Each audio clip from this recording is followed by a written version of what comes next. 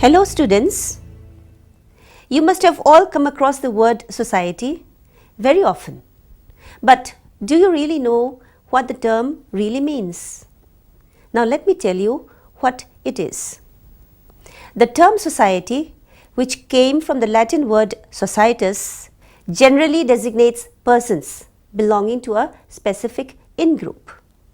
In anthropology, the term is used to refer not only to a group of people, but also to the complex pattern of the norms of interaction that arise among them.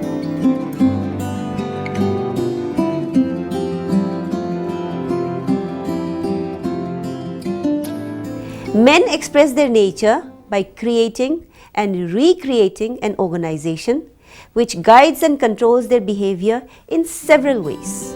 Quote, "This organization, society, liberates and limits the activities of men, sets up standards for them to follow and maintain. Whatever the imperfections and tyrannies it has exhibited in human history, it is a necessary condition of every fulfillment of life." Unquote. McIver and Page, 1987. Society exists only where social beings behave toward one another in ways determined by their recognition of one another. The more complex a society is, the more varied the social relationships are. Society, however, is not restricted to humans alone. Animals also live in societies. The features of either a human society or an animal society are a certain level of association, a level closer and more intricate than a mere aggregation, but looser and less complex than an organism. Further, the units they bring together on this level are not cells or organs, but individuals. However, the society in which man lives has been distinguished from that of animals due to its government by culture. Man's social life is governed by culture, and family is often regarded as the first form of society.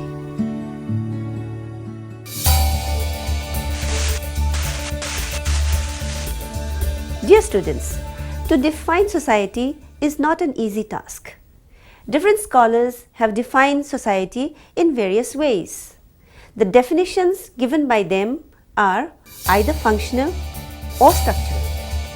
From the functional point of view, society is defined as a complex of groups in reciprocal relationship interacting upon one another, enabling human organisms to carry on their life activities and helping each person to fulfill his wishes and accomplish his interests in association with his fellows.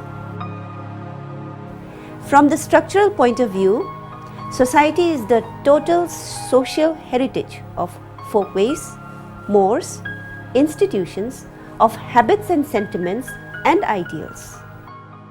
The following two definitions view society from its functional and structural aspects respectively. According to McIver, society is a system of usages and procedures, of authority and mutual aid, of many groupings and divisions, of controls of human behavior, and of liberties. This ever-changing complex system we call society. It is the web of social relationships. According to Giddings, society is the union itself, the organization, the sum of formal relations in which associating individuals are bound together.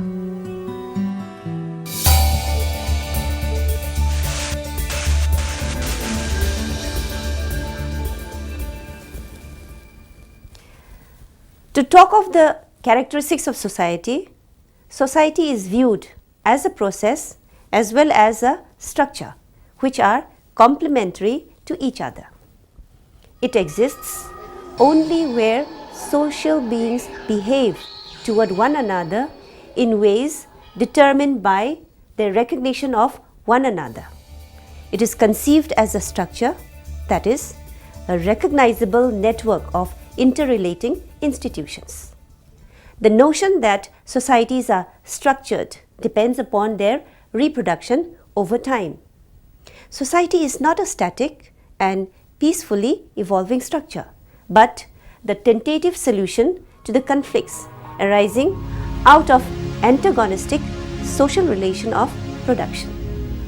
Social scientists see society as being made possible by the shared understanding of its members. The implication here is that society has been constituted and reconstituted in social interaction. Each interaction episode contains within it the possibility of innovation and change. Society is characterized by likeness, abstract nature, permanency, difference, interdependence, cooperation, conflict, competition, accommodation and assimilation, sociability, etc. Likeness is an essential prerequisite of society. The sense of likeness in early society was focused on kinship, while in modern societies it is focused on the principle of nationality. Society embodies the social relationship among the individuals. It means that it is not something which can be seen, observed, touched or scented, but an abstract feeling which cement the fellow human beings with one another. It is an abstract organization which prevails wherever there is existence of social relationships.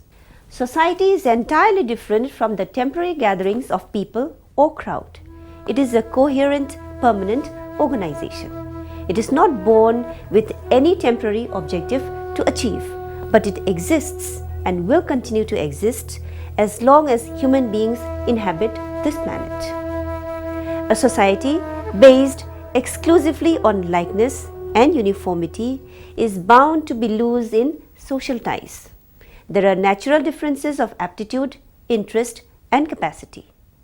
These differences are necessary for society, as likeness will result in little reciprocity and little give and take.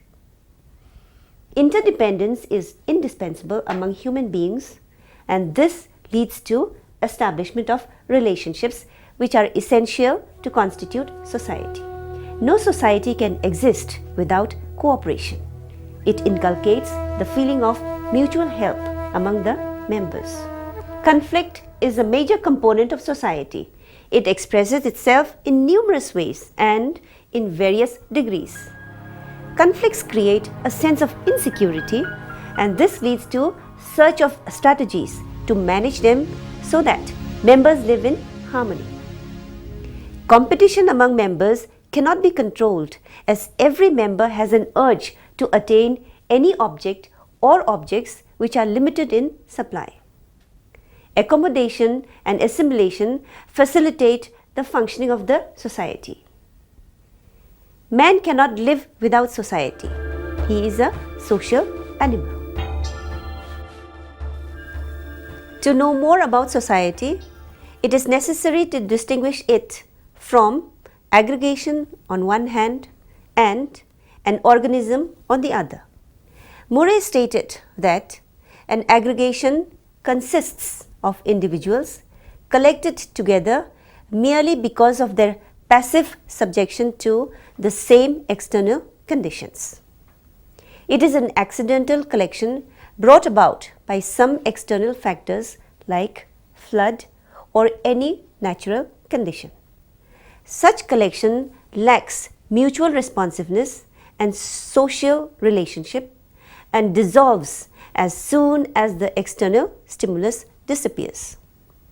The demarcating line between society and aggregate is difficult to draw when the society has a weak element of mutual awareness. An organism is a system of relationships between cells which has a unity and structure of its own. The cells live and die while the organism continues to live through a history of growth, maturity, decay, and death.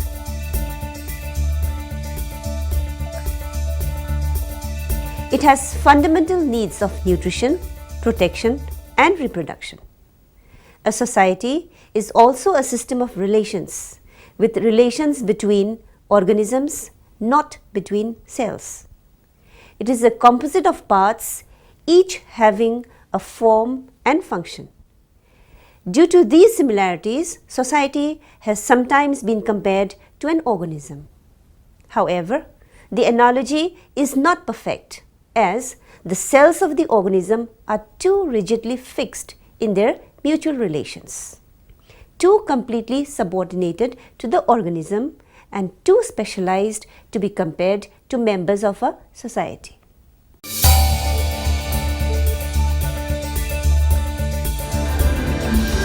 But have you ever thought, what is the uniqueness of human society? Human beings undoubtedly live in societies, which is a complex affair requiring an elaborate division of labor. Though human beings are structurally homogeneous, no human is born with anatomical characteristics suited to their caste functions. Persons trained for specific tasks only through culture and castes are created by cultural modifications. In human society, there exists continuous sexuality and a constant association of the sexes for reproduction, which is again regulated by culture. Man has the capacity to learn and accumulate attitudes and knowledge, which are transmitted from one generation to the next through culture. Cultural learning speeds up the process of learning under a system of symbolic communication. Writing extends the effectiveness of symbolic communication. Each generation adds to the cultural heritage on the basis of its own peculiar experience. But as different human groups possess different cultures, a struggle for survival on the cultural level cannot be undermined. A process of natural selection on a societal level has resulted in specialization and accumulation of culture in human history, though this accumulation does not always result in steady progress. There may be decay and retrogression. A socially determined division of labor allows different persons to acquire different parts of the cultural heritage. The elements of facts and attitude toward the facts determine what ought to be and ought not to be, thus making a distinction between legitimacy and illegitimacy as between mating and marriage. Human beings are responsive to the judgments of others, as their minds and personalities are formed by the transmission of attitudes and ideas. He seeks the esteem of his fellows. Thus, human society has not only a factual order but also a moral order. These two causally interdependent orders give rise to a system of normatively sanctioned power called authority, through which legitimacy and factual order are suppressed and legitimacy and moral order motivated. Based on the technology used by a human group to provide needs for themselves, human society can be classified as simple, such as hunter-gatherer societies, nomadic pastoral societies, horticulturalists, or simple farming societies, and complex, such as intensive agricultural societies or civilizations. The term pre-literate has been widely used as a synonym for the so-called primitive societies due to the absence of the system of writing. However, social relationships exist members of such societies, and as these relationships form the basis of human society, they being simple or complex, literate or pre-literate, have little to do in understanding human society.